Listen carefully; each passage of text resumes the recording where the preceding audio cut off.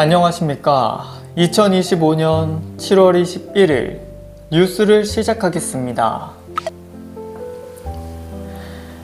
오늘부터 민생회복 소비 쿠폰의 신청과 지급이 시작됐는데요. 지원금을 수령하는 방식도 활용처도 다양하기 때문에 자신의 상황과 소비 패턴에 맞게 신청해야 조금이라도 더 혜택을 볼 수 있습니다. 소비 쿠폰은 신용카드와 체크카드, 선불카드, 지역화폐 등 다양한 형태로 받을 수 있는데요. 쿠폰 사용 기간에 이사 계획이 있다면 카드용으로 받는 게 좋습니다. 지역화폐는 교환이 어렵지만 카드는 사용지역 변경이 가능하기 때문입니다. 지역화폐가 유리한 부분도 있는데요. 각 지역마다 지역화폐 혜택을 내놓고 있어서 잘 활용하면 큰 혜택을 볼 수 있습니다. 소비 쿠폰은 오는 11월 말까지 쓰지 않으면 모두 국고로 환수되고요.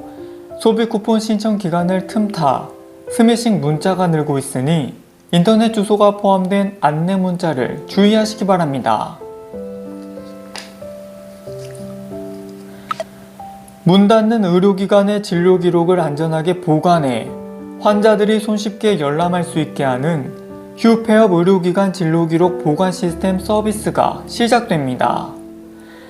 이번 시스템 개통으로 의료기관 개설자는 휴업이나 폐업 시 관할 보건소를 방문해 진료기록을 제출하지 않아도 의료기관에서 사용하던 전자의무 기록 시스템에서 진료기록 보관 시스템으로 기록을 직접 이관할 수 있게 됩니다. 이관된 전자진료기록은 국가정보자원관리원 내 서버에 안전하게 저장되며 환자는 필요할 때 진료기록 발급 포털에서 필요한 진료기록을 열람하거나 받을 수 있습니다. 10년 넘게 이동통신 단말기 유통시장을 규제해온 이동통신 단말장치 유통구조 개선에 관한 법률, 이른바 단통법이 오늘부로 폐지됐습니다.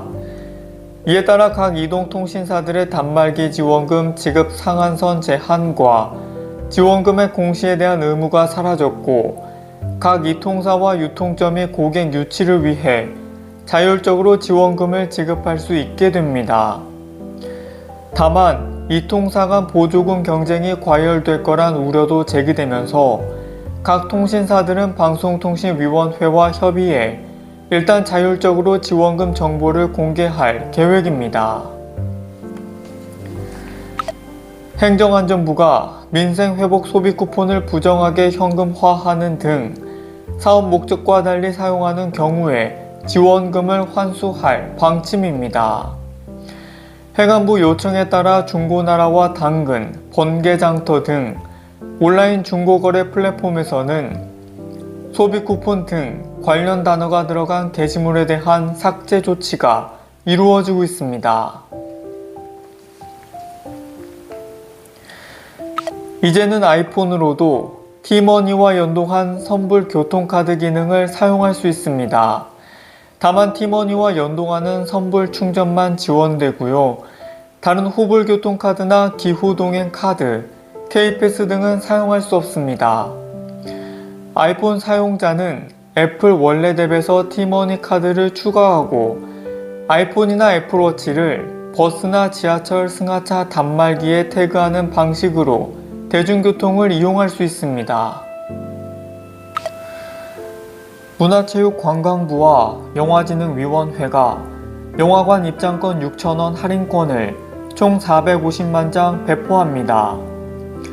멀티플렉스 영화 상영관인 CGV나 롯데시네마, 메가박스 등은 누리집과 앱을 통해 할인권을 제공하고 독립, 예술영화 전용관이나 작은 영화관, 실버 영화관의 경우는 영화관 현장에서 입장권을 할인해줍니다.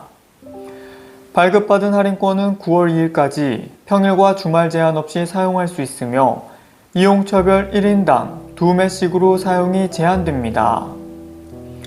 문화가 있는 날 할인 또는 장애인과 경로우대, 청소년 할인, 조조 할인 등 중복 사용이 가능합니다. 제휴카드 청구 할인도 카드사별 최소 결제 금액 이상의 조건만 갖추면 중복으로 적용되지만 통신사 멤버십 할인은 중복 사용할 수 없습니다.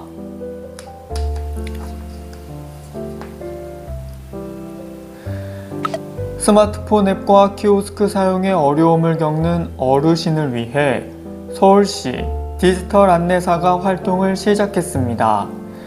서울 전역의 지하철역과 복지시설, 공원 등을 돌며 디지털 취약층의 기차표 예매와 택시 호출 등을 도울 계획이라고 하는데요.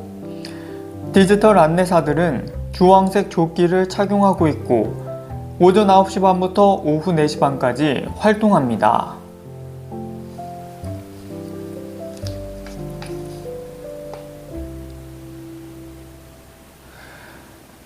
현대인의 일상용품이 되어버린 플라스틱. 이로 인해 쓰레기 문제도 심각해지고 있는데요. 플라스틱 쓰레기로 다양한 생물들이 생존의 위협을 받는다는 것을 알리기 위한 독특한 패션쇼가 열립니다. 이 특별한 패션쇼의 이름은 쓰레기 패션쇼입니다. 제1기획과 세계자연기금이 주최하고요. 실제 패션쇼가 아니라 인간이 버린 쓰레기에 뒤엉킨 동물들의 모습을 패션쇼 무대에 오른 모델의 화보 영상처럼 제작한 환경보호 캠페인입니다.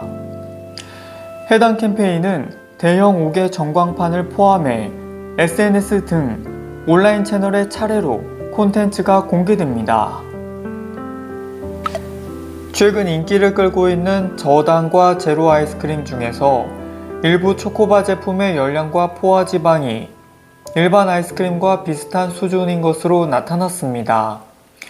한국소비자원이 저당과 제로 아이스크림 11개 제품을 조사한 결과 당류 함량이 제로라고 광고한 5개 제품은 모두 당류를 함유하지 않은 것으로 나타났고 저당 제품 6개도 당류가 하루 영양성분 기준치의 2에서 4%로 일반 아이스크림에 비해 낮은 수준이었습니다. 하지만 열량은 일반 아이스크림과 크게 차이가 없었고 초코바 제품은 포화지방 함량에도 큰 차이가 없었습니다. 특히 조사 대상 11개 제품 중 10개가 대체 감미료로 당알코올류를 사용했는데 당알코올류는 과다 섭취하면 설사나 복부 팽만감을 유발할 수 있어 주의가 필요하다고 소비자원은 설명했습니다. 개인의 질병 치료뿐만 아니라 평소 건강관리를 전담하는 주치의 제도, 현재 유럽과 일본 등 일부 선진국에서 시행되고 있는데요. 우리나라에서도 도입 본격 추진됩니다. 보건복지부가 전국 30개 의료기관을 주치의 사업자로 선정하고 내년부터 시범 운영을 시작합니다. 약 3만 명에게 우선 적용되는데요. 그 이후 대상과 지역을 단계적으로 확대할 예정이라고 합니다. 정부가 주치의 제도를 추진하는 건 급속한 고령화와 관련이 높습니다. 5분만 걸어도 땀이 줄줄 나는 무더위가 찾아왔습니다. 그래서 정부와 지자체는 물론이고 민간 기업들도 무더위 쉼터 운영을 확대하고 있는데요. 편의점이나 은행에 볼 일이 없어도 편하게 들어가셔서 폭염을 피하실 수 있습니다. BGF 리테일은 전국의 편의점 CU를 폭염 대피소로 본격 운영하고 있는데요. 물건을 사지 않아도 누구나 24시간 냉방이 유지되는 점포에 자유롭게 들러 에어컨 바람을 쐬고 땀을 식힐 수 있습니다.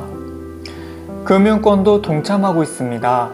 주요 시중은행은 전국 5천여 개 영업점을 무더위 쉼터로 오전 9시부터 오후 4시까지 운영 중이고요. 새마을금고와 농협 등도 9월까지 무더위 쉼터로 이용하실 수 있습니다. 네, 지금까지 2025년 7월 넷째 주 주간 뉴스였습니다. 행복한 주말 보내시길 바라겠습니다. 감사합니다.